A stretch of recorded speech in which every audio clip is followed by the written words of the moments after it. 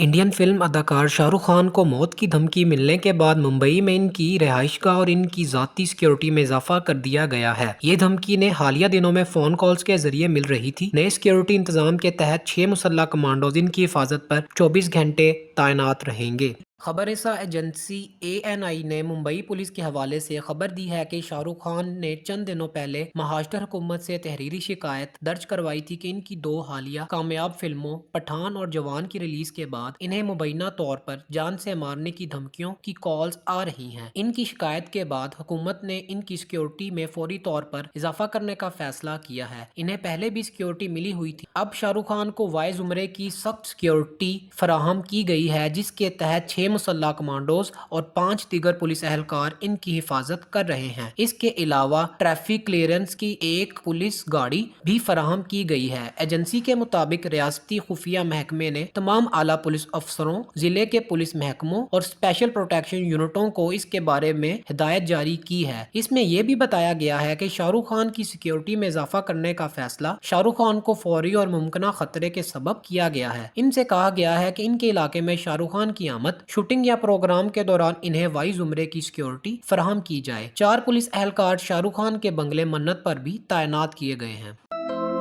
मज़ीद ऐसी वीडियोस देखने के लिए हमारे चैनल को सब्सक्राइब करें और बेल आइकन को दबाना न भूलें।